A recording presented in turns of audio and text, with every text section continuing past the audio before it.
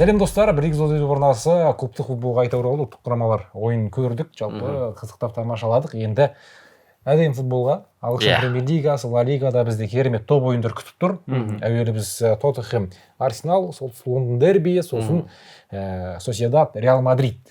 Реал дерби дейді. Реалдардың дербиін көреміз де. Жалпы сол осы ойындарға біз болжам жасаймыз. Керемет матчтар бізді күтіп тұр. Видеоға лайк басып, арнамызға тіркеліп және пікірде өз болжамдарыңызды жазып өтіңіздер. Бүгінгі бізде видеода қонақта Әлімжан Тасболатұлы және Есек Төлеш. Жігіттер, қош келдіңдер. Рахмет шақырғаныңа. Жалпы Сетанда Қазақстан телеарналарының комментаторы Есек Төлеш және Әлімжан Тасболатұлы Спорт Плюсты. Жаңа қазір қандай спорт жүргізіп келдің? Ордо деген ойын жүргізіп келдім. Ордо спортының сарапшысы, эксперті. Сол жерде таныстың ба спортпен? Сол жерден таныстым ғой, бір 40 минут қалғанда келдім, ашып ақпараттарды оқыдым да, эксперт болып кеттім ғой бірден. Ордо деген спорттың жүрісіп енді қазір ағылшын премьер лигасы жайлы әңгімелейді. Ордодан ағылшын премьер лигасына бір 2 сағат. Тұрсың ба? Енді Тоттенхэм Арсенал ойынынан бастайық. Жігіттер, Тоттенхэм Арсенал ойыны. Кеттік. Ал Әлеке, өзіңіз бастайын ба? Бұл матчты. Жалпы өзің айттың жаңа, ұлттық құрамалар ойнады деп, ұлттық құрамалардың ойыннан кейін біз білеміз, көп құрамдар жалпы өзінің физикалық формасын жоғалтып алады, бір жеңісті жолда жоғалтып алатын сәттері болады. Одан да бөлек бұл жерде жарақат деген мәселелер бар. Осы ең зардап шеккен команда осы Арсенал болып тұр. Арсенал болып тұр ғой қазір. Ең зардап шеккен капитаны жарақат алды, Мартин Эдегор. Біздің білмеймін енді, біздің көзіміз тиді ма, қазақ бауырларымыздың. Жалпы Алматыда керемет ойнады негізінде, сөздің шыныға кәдімгідей класс көрсетіп кетті. Және дәл сол екінші ойында Австрияға қарсы жарақат алып, сол мынау лодыжка дейді ғой, голеностоп дейді, сол жерін қайырып алды. Тобығын. Тобығынан сәл жоғары. Қайырып, сонымен бір айға кетті деген ақпарат бар. 3-4 апта. Жалпы МРТ жасады оның аяғына, МРТ-дан аяғы ісіп кеткен, көп болып тұр. Әлі де болсын дұрыс көрсетпей жатыр. Тағы да ана ісігін қайтқанын көріп, МРТ жасау керек. Содан кейін енді нақтап шешімін айтамыз деп отыр. Эдегор жоқ. Деклан Райстың біз 2 сары қағазды алғаннан кейін бұл ойынға қатыспайтын білеміз. Және де жоқ жерден, еш болмағыр жерден Калафиори травма қалды. Жарақат алып қалды. Италия, Франция арасында жүгіріп бара жатқан, мына жақта кім? Осман Дембеле құлайды дағына, айналып келіп, аяғынан, балтырдан кеп тебеді, сонымен Калафиори бейшара жарақат алып қалды. Ал Тоттенхэмдіге, не десек Тоттенхэмде, оңтүстік Кореямен жеңіске жетті. Алғашқы ойында жеңіске жете алмаған, екінші ойында жеңіске жетті. Бұл жерде Ришарлисон, Тимо Вернер сынды ойыншылар дем алды. Ромероны ғана айтуға болады, сол неге барып келген Аргентинаға, және де жалпы енді құрамда бұл жерде Ришарлисоннан жарақат, Ван де Вен салған кейін қайта оралуы мүмкін, бірақ енді бірінші минуттан емес. Ван де Вен деген жарақат деп тұр. Жалпы бұл жерде айтатын болсақ, Ван де Вен қайта оралатын секілді. Ол екеуі әлі белгісіз болып тұр. Белгісіз болып тұр. Ойнайтын болса да олар екінші жерінде шығатын сияқты. Сол Ромеро мен Ван де Вен бастайтын секілді. Бұл жерде енді тағы да бір факт айту керек. Енді біз мынау Европада ойнаған ұлттық құрамалар туралы айттық қой. Енді біз мынау оңтүстік Америка, солтүстік Америкада ойнайтын ойыншыларды айту керек. Әсіресе бұл Ромеро бар. Тоттенхэм сапындағы. Арсенал сапында Габриэль Магалhaes бар, сосын Габриэль Мартинелли бар. Бұл екі ойыншыда, одан қалса Салиба 2-1 ойын ойнады, екеуінде 90 минут ойнады. Біреуін Италияға қарсы қалай жеңіліп қалған білеміз, екінші ойында енді оңай болған жоқ Францияға. Жалпы дәл осы жігіттердің ұшып келуі, сағаттың бағыт ауысуы, сағат белдеу ауысуы. Бірақ бұл ойындар жексенбі күні өтеді ғой. Жексенбі күні өткенмен де енді әрине профессионал дейміз, бірақ бұл жерде қазір қарап отырсақ, осы жалпы ұлттық құрамалардың ойынның бір ерекшелігі де 3 күн сайын өтеді ойындар. Бұрын 4 күн сайын болатын. Мысалы, бүгін ойнады, 4-ші күн ойнайтын еді. Ал бұл жолы бүгін ойнады, 3-ші күн ойнап отыр да. Ол футболшыға әрине қиын ғой. Жаңа ұшу ары бері дегендей. Сол үшін де мен бұл жерде енді Арсеналда қанша жерден білеміз, және одан бөлек бұл солтүстік Лондон дербиі Тоттенхэмнің жерінде өтеді, жаңа Тоттенхэм стадиумда. Бұл ойында енді негізінде Арсенал жеңіске жету керек, Арсенал фаворит деп жалпы барлығы санап жатыр. Азда ұсынып тұр жаңағы коэффициенттер. Бірақ десек те мен басқашалай жүруді жөн көрдім. Мәссаған. Тоттенхемге тағы сеніп отырсың ба? Тоттенхемге тағы сеніп отырмын. Өткенде Ньюкаслмен ойында Тоттенхем бірінші таймда Форамен 0 деген едім ғой. Бірінші таймда. Бәріміз қадаған, Иә, бұл жолы мен жалпы Тоттенхем Форасы 0 деп алып отырмын. Яғни Тоттенхем жеңілмейді. Иә. Жеңілмесе қайтарып береді. Жеңіп жатса, онда шығады дегендей. Бұл жерде менің айтып отқаным, неге бұндай таңдады десе, орта жоқ. Мысалы қара, Эдегор жоқ дедік, Райс жоқ дедік, Парти бар жарайды. Мұнда мысалы Троссарды түсіру мүмкін олар, және Жоржиньоны шығару мүмкін. Жоржиньо көрсеткенше ше, бір таблицаны алып көрсетпедің бе? Бар менде қазір алып келейін. Осы сенің өйстіп айтатыныңды біліп, Бекс мен міне алып келдім. Мәссаған. Арсеналдың жалпы жүйесі мынаны алып тастайық. Артетаны шығарып жіберді. Артета кетіп қалыпты поляға. Енді ортада ешкім жоқ қой. Артета шайын деп тұр. Бұл енді шабуылдағы үштік түсінікті. Мынау Сака, мынау Мартинелли болуы мүмкін, мынау Хаверц. Бұл жерде енді басты мәселе ортада болып тұр ғой. Эдегор жоқ, иә. Және Райс жоқ, бұл Томас Парти деп алатын болсақ, Эдегордың орнына жарайды, Жоржиньоны шығарсын дейік. Мұнда Троссарды түсіру мүмкін. Бірақ басқа да бір бұл жерде опция болуы мүмкін. Зинченконың қазіргі таңда жағдайы нашар болғанмен де, формасы нашар болғанмен де, Тимберді жартылай қорғанысқа шығару мүмкін. Тимберді жартылай қорғанысқа шығарып, көтеріп, мына жаққа Зинченконы немесе Якуб Кивиорды шығару мүмкін. Калафиори негізінде бірінші ойыншы еді шығуға мүмкіндік, бірақ Калафиори жарақат алғаннан кейін менің бұл жерде айтқым келіп тұрған неге десек, иә жарайды Жоржиньо шықсын. Жоржиньо мен Парти екеуі Райс пен Эдегор сияқты динамика беретін ойыншылар емес. Яғни шабуылға көп не беріп, енді мен неге мынаны төмен қойып қойса, Хаверстің рөлі негізінде осындай ғой. Сәл төмен ойнайды. Ал енді қорғаныс, ол Салиба, Мегаляеш, мұнда Уайт, мынау Рая, сол Тимберді мен көтеріп қалама деген ой болып тұр да. Айғайдам.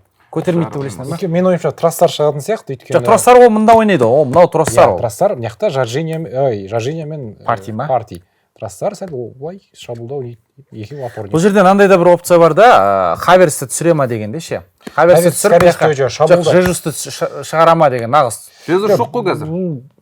Жезус бар. Бар ғой. Бар. Жарақат емес болды. Аяқты.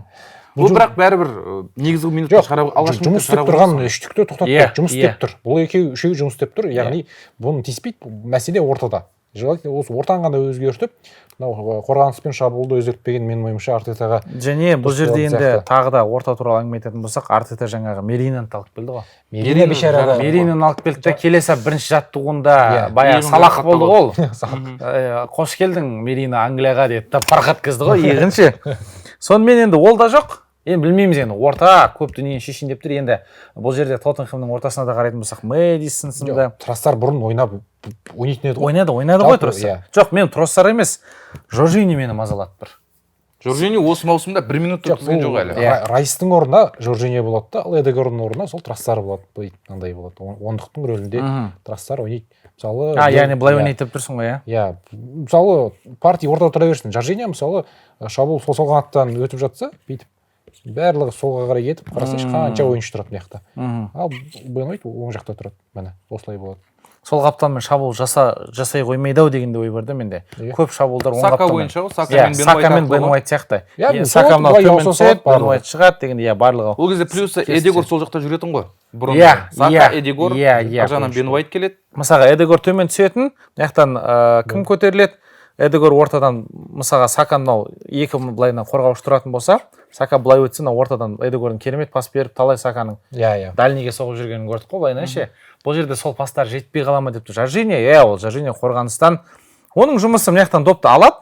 Мысалға, Артетадан жоқ, мысалы, екі орталық қорғаушының ортасына кіріп, мына Жоржиньоның жұмысын ерден допты алады да, мынаған пас беру ғой, болды ғой. Челсиде осы еді ғой бұның жұмысы. Ол бір керемет бүйтіп ортасынан пас беру деген жоқ ода.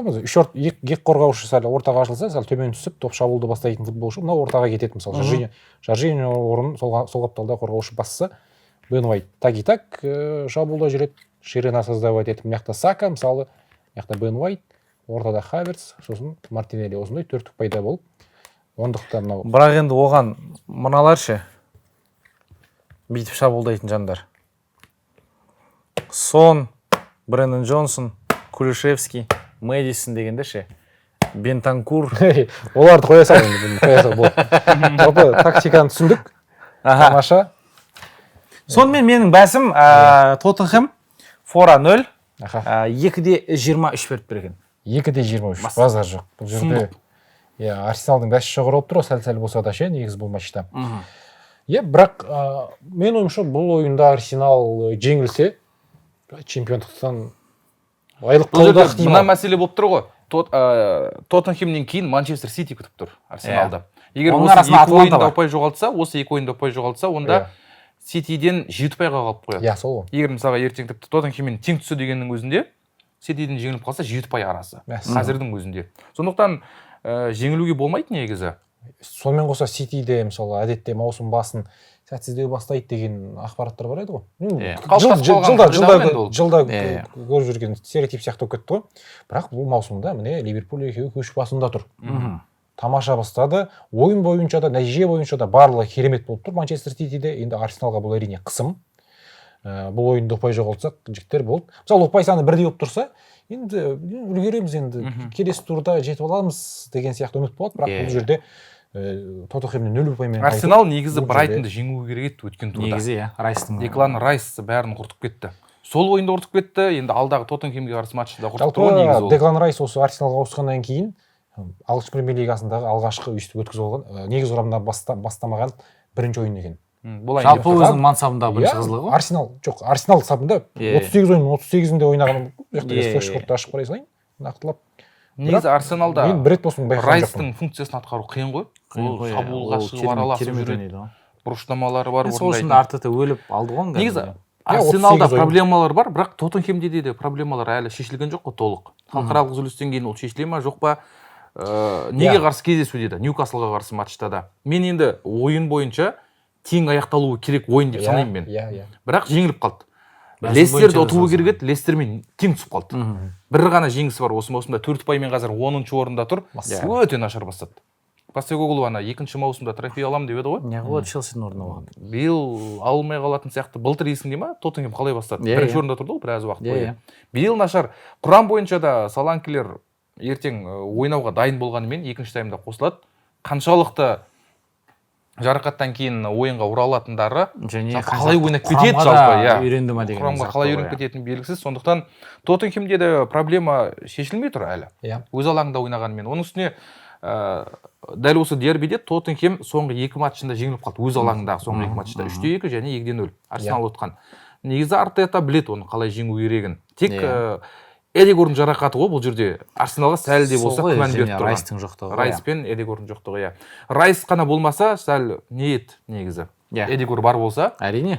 Райс пен мысалы бір ойын ойнап бере алады енді. Ал бұл жерде Эдегор бір айға кетті.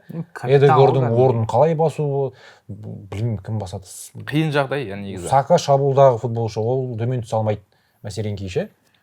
Кім басады оны? Меніңше бұл ойында алаң ортасы сәл ашығырақ болатын сияқты. Негізі Арсеналдың қорғанысы мықты ғой, масқара ғой негізі. Бірақ Магалайс нашарлық ойнап бастады ғой осы маусымда, бірнеше рет қателесті. Қателесті, бірақ жаман емес. Негізі андай бір өрескел қате жоқ. Бір команда гол жіберіп қоятындай, дөрекі болатындай.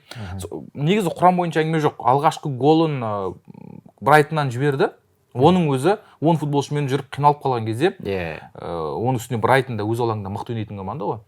Арсенал негізі қорғанысы мықты, бірақ ертеңгі сол Тоттенхемге қарсы матчта алаң ортасы біраз ашылып қалатын сияқты. Қысым болады бәрібір. Оны Тоттенхем жақсы түсінеді. Сондықтан мен осы жерде бәсімді тығып жіберейін. Арсеналдың шабуылы мен Тоттенхемнің жартылай қорғанысына сеніп отырмын бұл ойында. Екеуі де гол соғу керек, екі командада. Және жай ғана гол емес, екеуінің біреу әйтеуір жеңісті жұлып әкетеді. Мен Арсенал деп ойлап отырмын, бірақ маған маңыздысы екеуі де гол соғады және тотал 2,5-нан көп. Матч тоталы. Кем дегенде 3 гол деп ойлап отырмын енді мен. Кем дегенде 3 гол дегенге. Кем дегенде сол өзі 3 гол болатын сияқты деп отырмын мен. 2-1, екі команданың бірі Арсенал жеңетін шығар енді. Бірақ менің екеуі де супер шабуылдаушы команда. Мысалы, өткен матчта Ньюкасл Тоттенхэм арасындағы матч осыған ұқсас қой. Екеуі командалардың ойын стилі басталып, алға қарай ұмтылатын командалар. 2-1 болып аяқталды ол матчта. Бұл кездесуде 2-1 есебімен аяқталуы әбден ықтимал. Кім жеңетіні бірақ белгісіз болып тұр. Эдегор мен Райс қатарда болғанда басқаша сөйлейді. Басқаша болады. Эдегор деген коэффициенттерде басқаша болады. Сити үшін Де Брюйне, Родри, Реал Мадрид үшін Кросс сияқты бір ойыншы ғой негізі. Мәселен кейін. Тоттенхэм үшін Сон, Челси үшін Палмер. Басқа қандай несі бар? Мудрик сияқты деп. Челси үшін мудрик деген сияқты. кедергі. Мудрик. Жалпы сондай салыстырма. Сен не таңдадың енді бұл жерге? Сен 1,72 менің коэффициентім. О, жақсы. Жалпы жаман емес. Жаман емес негізі.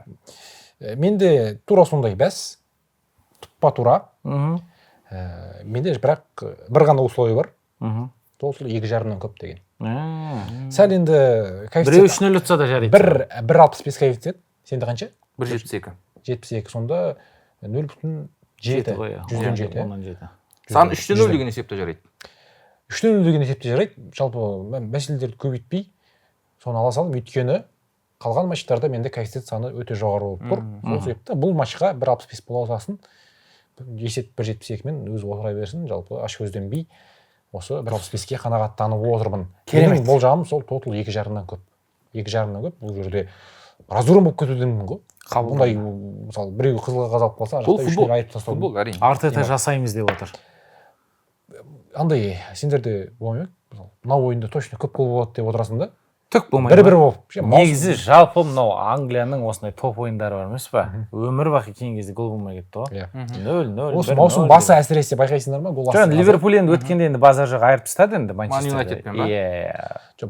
Жалпы гол саны аз байқайсыңдар ма? Жалпы неде? Осы маусым жалпы топ 5 чемпионат айтып отырып, тек қана ағылшын. Бірақ өткен турда ағылшын премьер лигасында тек Манчестер Юнайтед қана гол соқпады. Иә, басқасында. Қалған командалардың бәрі гол соғып отырды.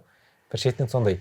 Бірақ енді 2,5 деген көп емес қой. АПЛ үшін бұндай командалар үшін. Одан қалса мынандай орта үшін. Иә. Жалпы доптың бәрі ортада жүреді. Орта бірін-бірін бетондап тастайды дегенде орта болмайды деп тұр ғой. Иә. Мәселе сода болып тұр. Ив Бисума гол соған сияқты маған. Ив Бисума. Кім гол соғады деп ойлайсың? Жай үшін айтып көрші. Мен маған Бисума сияқты. Мен Сака десең бәрін бір жөшір. Ені мен басқа кімді айтамын? Хаверт сонда. Хаверт па? Мен Тоттенхэмді таңдаймын. Сон немесе Кулшевский. Екінші матч. Екінші кездесу, құрметті көрермен, Реал Мадрид. Реал Соседат, Реал Мадрид. Иә, Соседат, Реал Мадрид арасындағы матчты Себастьянда жалғаймыз, кеттік.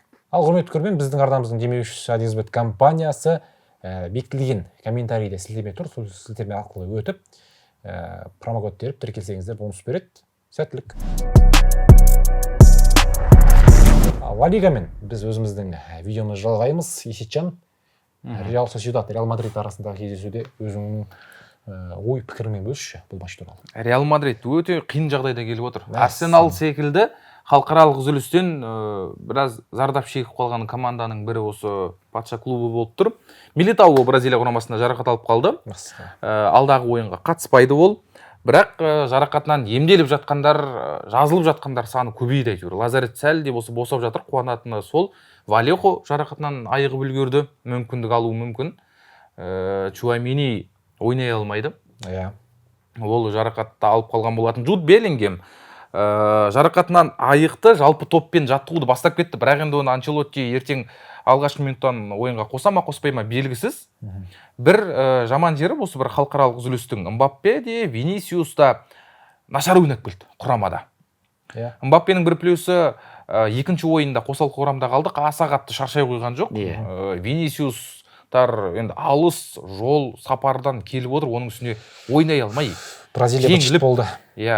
Күлкіге қалып келіп отыр да. 5-ші орында келіп жатыр, масқара. Бірақ бәрі әлем чемпионаты. Ол оңай ше оңтүстік Америкада. 10 құраманың алтауы шығады ғой. Бірақ алтауы да мықты әлем чемпионатында. Мықты топ кезеңнен шығатын командалар ғой, барлығы. Қиын болайын деп тұр Реалға. Оның үстіне Сан-Себастьянда кез келген командаға оңай емес. Бірақ бір айта кететін дүние, Реал Соседаттың өзі нашар қазір. Мерино кетіп қалды. Ойерсабаль жарақат. Одан кім? Трауре жарақаты бар. Амаду Трауре жарақатпен келіп отыр құрамадан. Оң қапталдағы қорғаушы. Хетафеге қарсы матчта сол ойынның үздік ойыншысы болған матчтың. Қазір енді қорғаныстағы келіп алып лидері ғой, былайша айтқанда Соседаттың. Ал бір қызығы Реал Соседат осы маусымда өз алаңында 2 ойын өткізді, екеуінде де жеңіліп қалды. Кімнен екенін айтайын? Райо Валеканодан және Алавестен. Бір мықты командадан емес ше. Өз алаңында нашар ойнап жүр. Жинаған ұпайлары өзі неше? 3 ұпай ма, 4 ұпай ма жинады. Өткен маусымда бір ғана жеңіс бар, оның өзі өткен маусымда жаңағы Сегундадан келген Эспаньолды жеңді. Болды. Жалпы Эспаньол қайттан Сегунда ұқсатын сияқты. Эспаньол 2 рет тең түсті ма? Банкрот болып жатқан команда ғой почти уже. Иә. Негізі. Иә, Хетафемен тең түсті. Сонда 4 ұпай ғой, иә. 4 ұпайы бар. Өте нашар бастады. Ойын жоқ. Матчтардың өзі 0-0, 1-1, 1-2. Мериноның орнына бір лайық түрде ауыстыратын ешкім жоқ. Ойарсабаль кетті, шабуылда ешкім жоқ. Жас футболшылар келді. Кубо бар. Кубоның мен айтпақшы осы аптада ғана матчын жүргіздім. Жапония құрамасы мен Қытай арасындағы кездесуді өткен аптада. 7-0 болды. 7-0 болды. Кубо өте тамаша ойнады, бірақ ол да Азиядан Испанияға оралуы керек. Сәл де болса ойынын біраз жақсартып алған секілді Кубо. Бірақ енді Реал Мадридке қарсы негізі айтпақшы Реал Мадридте бір қағида бар. Өзінің экс ойыншылары Реалға қарсы күшті ойнап кететін. Түліктері гол соғып кететін, сондай бір өздеріне ұнамайтын, бізге ұнамайтын бір дәстүр бар. Сондықтан Кубода тағы гол салып кетуі мүмкін, Реалға уже бірінші гол салып тастады. Иә. Бар үміт негізі сол Кубода болып тұр қазір. Әйтпесе оның астында ойнайтын Амаду жоқ, шабуылда көмектесетін Ойарсабаль жоқ, ортада Мерино жоқ. Соседат қиын маусым өткізетін сияқты. Жеңіске жетуі керек Реал Мадрид. Айтпақшы, өткен маусымда Реал Соседат мықты болып тұрған сәтте Реал 2-ші құраммен жеңіп кеткен. Арда Гюлер жеңіс голын соқты, сол кезде сырт алаңда Сан Себастьянда. Сондықтан негізгі құрамға мүмкіндік міне. Килиан Мбаппе мен Винисиусқа бір бабына еніп алуға. Бастысын айтайын, басты фактор. Реал Мадрид жеңеді дедің, коэффициент саны қанша екен? Қазір мен нақты айтайын саған, Реал Мадридтің жеңісіне 1.75 беріп тұр. 1.75 беріп тұр. Сырт алаңда болғаннан кейін осындай болып тұр. Әйтпесе өз алаңында болса 1.5 аз болады. Әрине. Қонақта әрине қиын басқа еліне баруға. Ал бұл жерде басты фактор Реал Мадридтің жеңісіне мен де сеніп тұрмын. Мен де бәсім жалпы Реал Мадридке байланысты. Реал Мадрид -1 деп отырмын, фора. Яғни 2 гол айырмасымен Мадрид командасы жеңіске жететін сияқты. Қысым өте жоғары. Барселона 12 ұпай жинап тастады. 4 ұпай қалып тұр. 4 ұпай қалып тұр. Мысалы, өткен маусымда мүлдем ұпай шашпаған команда Реал Мадрид маусым басында 2 ойында ұпай жоғалтты. 2 рет тең ойнап қалды. Жалпы ойыны да сүреңіз, бірақ соңғы 4-ші тур ойынында керемет матч өткізді. Папа Карлоның командасы бұл жолда сол 4-ші тур ойыннан кейінгі жеңісті сериясын жалғастыратын сияқты менің ойымша. Сол басты мәселе ұпай айырмасы. Бір факт айтпақшы. 12-де 8 тағы қандай факт? Сан Себастьяндағы ойынды Сетанта телеарнасы көрсетеді. Соны айтайын деп жатырмын. Мұнда Сетанта спорт 2 қаз деп жазып қойыпты да флеш-скорға. Сол енді кім жүргізеді екен? Оны қазақша көргілезің десе, мен әрине. Иә, есет төлеш. Басан басты да. Қазақстандағы Реал Мадридтің дауысы дейді. Дұрыс. Сен қанша болды сен менің коэффициентің? Сенің? Менің коэффициентім жоғары, өте жоғары болып тұр. Бұл жерде Реал Мадрид -1 дегенге 2.23. Бұл бәске мен сенімдім. Мен айтайын енді. Бұл жерде енді мынандай мәселе де бар ғой. Қандай? Құйтырқы мәселе. Реал Мадрид мысалы ұпай жоғалтса жеңілемін мен. Экспресс шықпайды. Бірақ Барселона жақсы болып тұр. Барселона жеңеді. Сен бәрібір плюс тұрсың ба? Қазақстан Норвегия сияқты болып тұр да, сол табымша. Жалпы мәселе сондай болып тұр. Былай да плюс деп тұр. Бір гол айырмасымен жеңсе, возврат болады. Болып тұрады.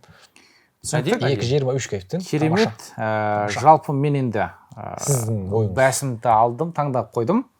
Неге олай таңдағанды айтайын. Жалпы жаңа мәселелерді айтты Есет, ойыншылардың формасында айтты, жарақаттары бар.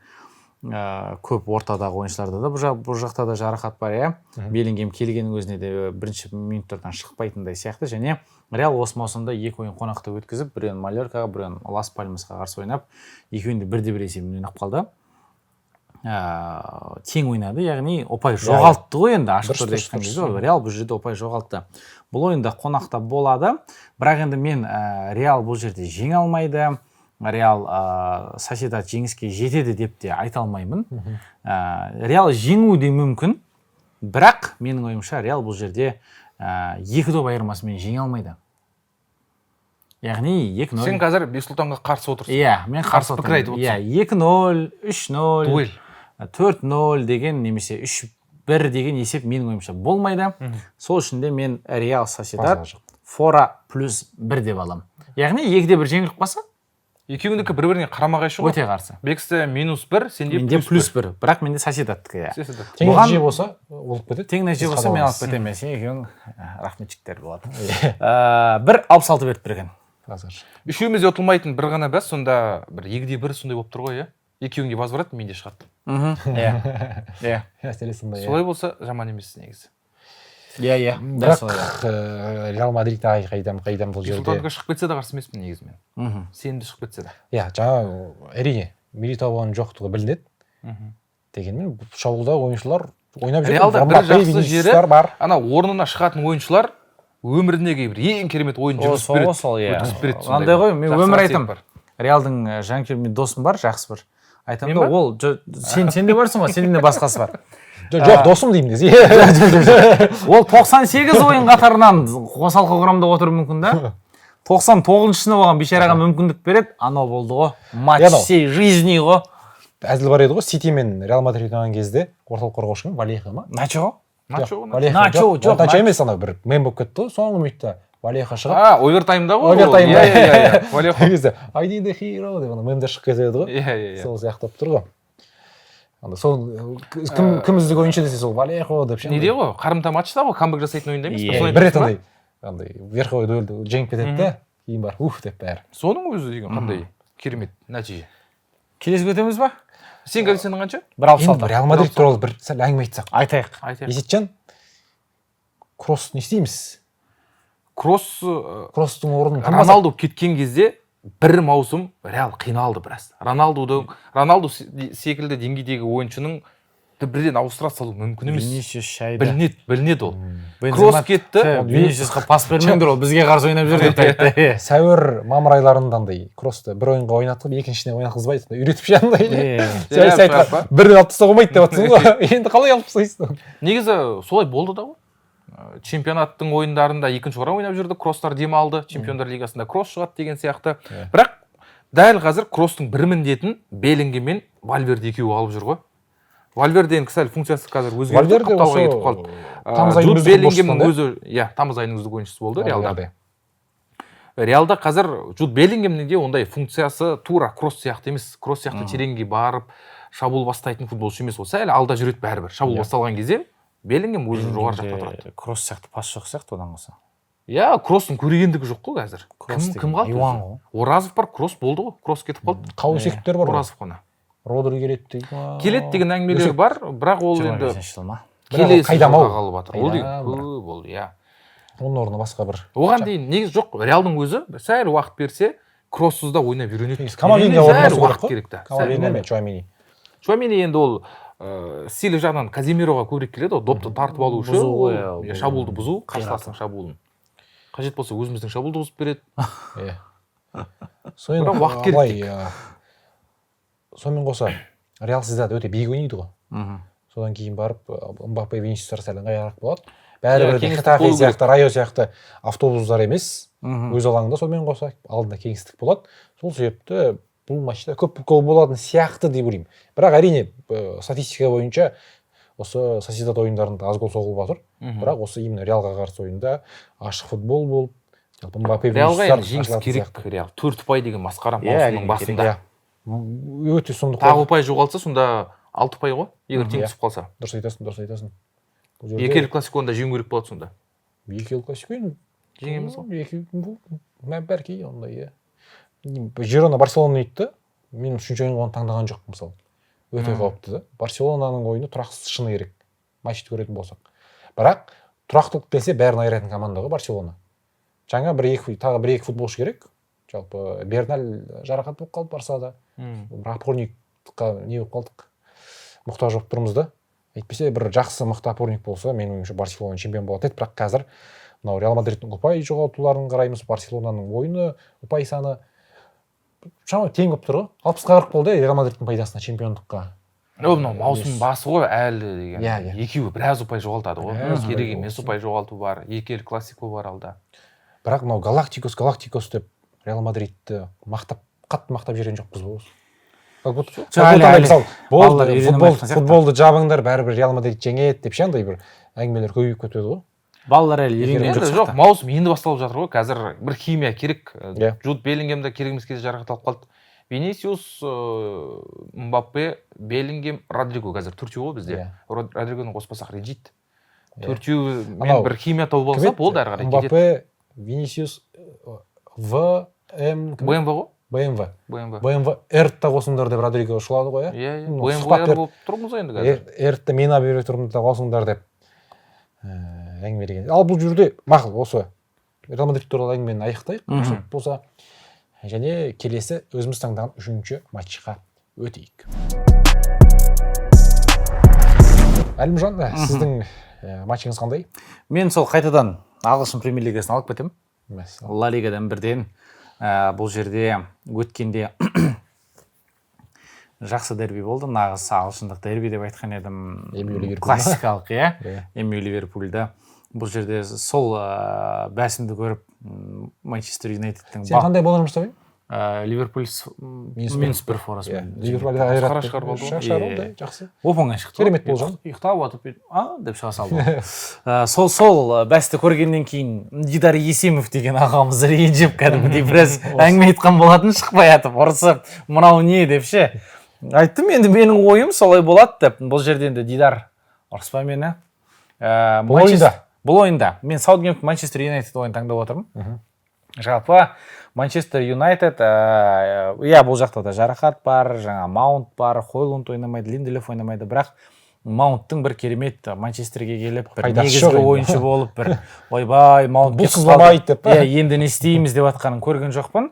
Және Саутгемптон кеше ғана чемпионшиптен келген құрам, жалпы қазір керемет бір дүние ештеңке ойын көрсетіп жүрген жоқ негізінде. Премьер лигада үш ойын ойнады, үшеуінде жеңілді, қателеспесем, дәл солай, бірақ гол соққан екен. Және Манчестер осындай құрамдарды жеңіп, Тенхаг, мысалға, Тенхагтың қазір төбесінен бұл төніп тұр ғой. Редклифтің өзі де мынау Тенхагтың қойып атқан ойына ұнамайды, мүмкін алып тастайын ба деген ой болып жатыр екен. Тенхаг жарайды. Сен Ливерпульді жеңбей-ақ қой, сен Ситиді жеңбей-ақ қой, осындай құрамдарды жеңу керексің. Өзіңнің Манчестер екеніңді көрсету керек. Кеше ғана Роналдудың, Рио Фердинанд екеуі Роналдудың берген YouTube-ның сұхбатын қарасам айтады, Манчестер Юнайтед жақсы клуб, бірақ оған жаңадан құрылу керек дейді. Жаңа бір процессті өту керек, жаңадан ребилд деп айтып отыр ғой, енді қайтадан құрылу керек. Сол мен және Манчестер Юнайтед қазір топ клуб, бұрын керемет топ еді, бірақ қазір де өзінің топ клуб деген жаңағы атағын сақтап қалады дегендей. Енді топ клуб болсаң, онда біз топ клуб екенбіз деп жүре бермей, іспен көрсету керек. Бұл енді Челсиға да қатысты. Манчестердің жанкүйерлері, ой, сен өзің Челсиге қарап аласың демей-ақ қойсын, бірден айта салайын. Челси одан өтіп жатыр қазір. Сол үшін де мен бұл жерде еш ойланбай, еш форасымен айырып тастайды демей-ақ қойын, жай ғана Манчестер Юнайтедтің жеңісін алдым, оған 1.78 беріп берген. 1.78 беріп тұр. Өткендегі Ливерпульмен мысалы тең түсіп қалғанда 1.5 беретін еді. 1.5 беретін еді. Ал енді мынау ой қой сұмдық масқара болып жатыр дегеннен кейін осындай болып тұр. Және тағы айта салайын, Джошуа Зиркзе кеше Нидерландымен ойын өткізді, 1 гол соқты, 1 гол пасын берді. Және Зиркзені мен енді негізгі құрамдан күтем. Сосын өтініш Тенхаг Гарначоны шығаршы. Сол ғой Гарначо. Не үшін шықпайды түсініксіз. Не сен премьер лигада фэнтезиді бір ұпай ала бересің деші. Жол шықты ғой Ливерпульге қарсы. Ливерпульге қарсы түк көрсетемейді ғой енді ол. Бұл тағы да шығару керек негізі менің ойымша. Мүмкіндік беретін шығар. Бірақ мүлдем жолымай кетті Гарначо. Бос қақпаға тебеді, қисық кетіп жатыр үшін. Бірақ жақсы ойыншы әрине. Сен болсам Роналдудың YouTube каналында видео көрдің ғой. Кәдімгі аудармасыз көресің кәдімгі түсініп. Жақсы негізі, кайфы. Ақшаша оқуға керек еді сол. Мысалы сен кәдімгідей қосасың да сен ютубта. Роналду қандай видео түсірген екен дейсің. Болады енді арасында андай қылып қалатын кездеріңше. Түсініп отырасың. Иә, бит қайталап 2 рет тыңдап түсіне алатын. Былай негізінде бір қарап тыңдай аламын. Үйге барып негізі. Үйге барып Google ашып қойып. Андай біз андай не айтып отыр түсінбей субтитрді қосасың, субтитрге өтірік аудармалар. Красавчик, молодец. Рахмет. Жалпы енді айтайын ба қанша беріп тұрған? Көз ашық көкірек ой. Иә, Рамштайндегі футбол киіп алған. Маңыздысы керісінше болмасын. Жалпы айтайын ба қанша? О, какой молодец. Он 3 языка знает. Он английский знает. Тоқаевтан кейін 2-ші орында тұр ғой қазір. Тоқаев бірінші. Осы туралы әзіл бар менде. Қандай? Қызымыз екеуміз енді сөйлесіп жүріп бастаймыз. Сонымен мен оған айтам ғой жаңағы, мен ағылшынша білемін дегенде ше. Бірақ мен айтам жаңағы, оның бірақ ағылшыны менікінен жоғары. Сонымен мен айтам енді мен сен сияқты білмеймін, сөйтсем ол мені деп ойлап жүрген екен. Сонымен бір күні жаңағы Словенияға барам, екеуміз видеомен сөйлесіп жүрміз де, мен бір дүкенге кіремін де, бірдеңке сұраймын. ағылшынша сөйлесіп жатсақ бүйтіп қарасам ананың көзі бүйтіп отыр. Көз банка. Көзі банка. Не болды десем, сен кәдімгідей сөйлеседі екенсің ғой дейді. Сөйтсем оған дейін менен нан деген қандай болады деп сұрап жүрген ғой. Мен ойымда ештеңе жоқ, бред деп айта салғам ғой. Сөйтсем ол ойлаған екен ғой, мен нанды білмейді деп ше. До того тупой деп ойлаған ғой. Жаңағы сен силом әңгімелескенде ме? Жаңағы видеоға келетін болсақ, сөйтеді де сол видеоны жібереді ғой. А он умный мужик, он английский знает дегенше. Сонымен сол прикол бар бізде. Негізі былай әдем видеоларды көріп. Жарайды. Ағылшынша білмейтіндер әңгімені жалғастырсын. Өзіміз әңгіме етейік. Қазақша әңгімемізді жалғастыра берейік. Біз де бірақ ағылшын премьер лигасын таңдаған екенбіз, ә? Иә, мен де Англия премьер лигасын таңдадым. Керемет. Брайтон мен Ипсвич Таунның арасындағы кездесу. Неге? Себебі бұл екі команданың ойындарын өткен турда жүргіздім мен. Ипсвич Таун Манчестер Ситиден жеңіліп қалды, оңбай 1-4. Брайтон өз алаңында Арсеналмен 1-1 болды. Сол Деклан Райс қызыл қағаз алатын матч. Сондықтан білетін командалар ғой, осыларды білем, осыларға қояйын дедім. Брайтонның жеңіске жететініне енді өте аз беріп тұр. Брайтон мықты бабында енді. Брайтон үйінде, иә? Өз үйінде, иә. Ипсвич Таун енді кеше ғана енді қанша 22 жылдан кейін премьер лигаға оралып тұрған команда.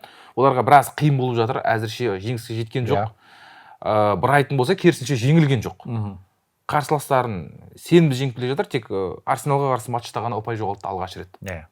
Манчестер Юнайтед жеңіп кетті.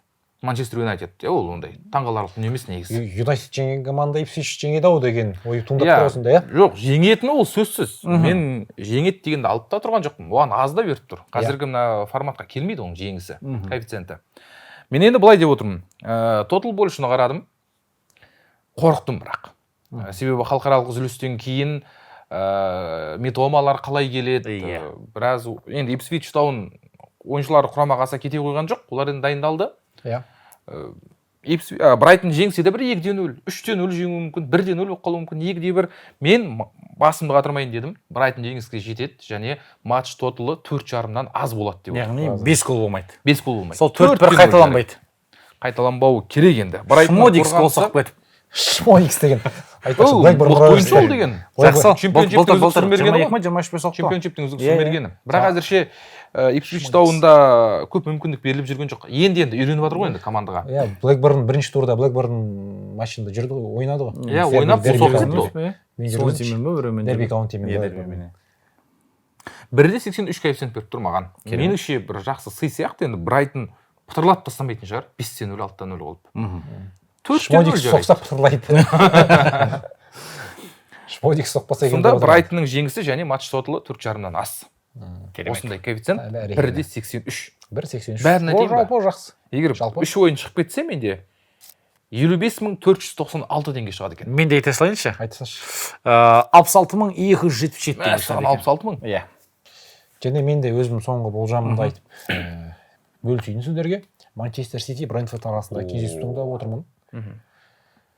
Сити бәрін айтып келе жатыр, базар жоқ.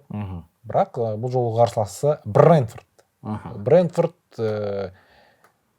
жалпы осы маусымда 3 ойында 2 жеңіске жеткен команда. Саутгемптонды өткен турда 3-1 есебімен. Сонымен қоса Кристал Пэлас алғашқы турда өз алаңында 2-1 есебімен қапы қалдырды. Енді сырт алаңда Ситиге барады. Және бұл ойында тамаша болжам тауып алдым. Находка жалпы Брентфорд фора 2,5 деген. Плюс 2,5. Ресеппен ұтылмайды деп отырсың. Жалпы 3-0, 4-1, 4-0 болмайтын жар енді. Өйткені соңғы ойындарында қарадым, бұл жерде Брентфорд қазір бабында Сити қақпасына 1 гол соғуда мүмкін.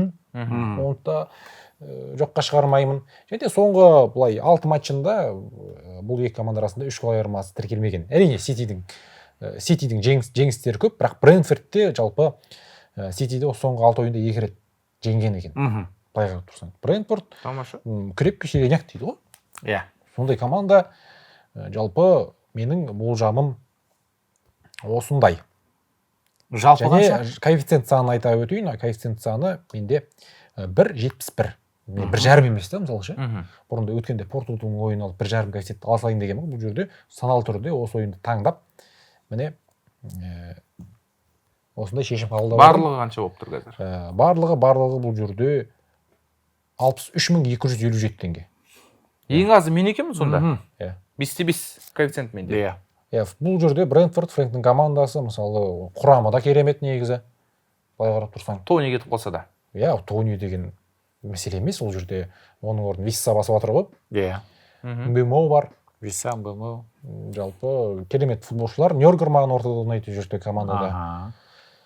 Жалпы осындай болжам болып тұр. Бұл Реал Мадрид пен Ситидің ойындарындағы мен болжамға сендім шыны керек. Мынау енді Тоттенхэм, Арсенал жай ғана 2,5 деп таңдай салдым. Шыны керек ше. Осы қадап тастаса келесі ойындарда Тоттенхемді алмай ақ қойшы. Алмайықшы. Жалпы Тоттенхэм деген жауап бітті осы Тоттенхэм анау. Жалпы басқа топ ойындар жоқ та. Иә. Мысалы, Жирона, Барселонаны таңдайды десең, бұл жерде ол ойында да негіз болжам жасау қиын ғой. Сонымен қоса Ла Лигадан бір ойын, АПЛ-дан бір ойын деп. Болмаса бір Марсель Леон деген аласақ. Жоқ, келесі солай сөйту керек. Мейсон Гринвуд гол соғады дей саласың болды. Келесі аптада А сериясында мен ойымша анау Милан дерби болады. Қателеспесем, есте сүрейін. Иә, Интер Милан ойын, Интер Милан әдемі. Милан как раз шайып жатыр қазір. Интер -1 дейсің ғой бұл жерде. Сол жерде онда сол видеода жолыққанша жеңіспен оралайық. Жеңіспен оралайық. Сөйтейік. Екеуің біреуін қаласыңдар. Мысалы. Иә. Үшеуміздікі де шығып кетеді деген болмайды. Либо еседе, бар ғой. Возвратпен бар ғой. 2-1 болса. Жеңет, сенің -1-ің возврат болады, менікі де возврат болады. Иә. 2-1 болса, жақсы. Барселонаның сүйіктесе 2-1 тіркелсін. Сөйтейік. Реал жеңсе болды қазір. Иә. Бізде видео тәмам. Құрметті көрермен. Енді Реал Мадрид Манчестер Сити бөлек, өзім эксперт тігетін сияқтымын ше. Тоттенхемді албай. Или мынау жоқ. Тоттенхем Хотспур Арсенал арасындағы кездесу 3-ші болады екен да. Мынау екеуі шықса, сат жере салам есіңше. Қарсы алмасаңдар ше. Жалпы бізде осылайша видео тәмам. Әлімжан Тасболұлы, Есет Төлеш, жігіттер. Менің арнама қонаққа келгендеріңе рахмет. Шақырғаныңызға көп рахмет. Иә, жігіттер, осымен біз видеомызды аяқтайық. Сау болыңыздар. Келесі кездескенше.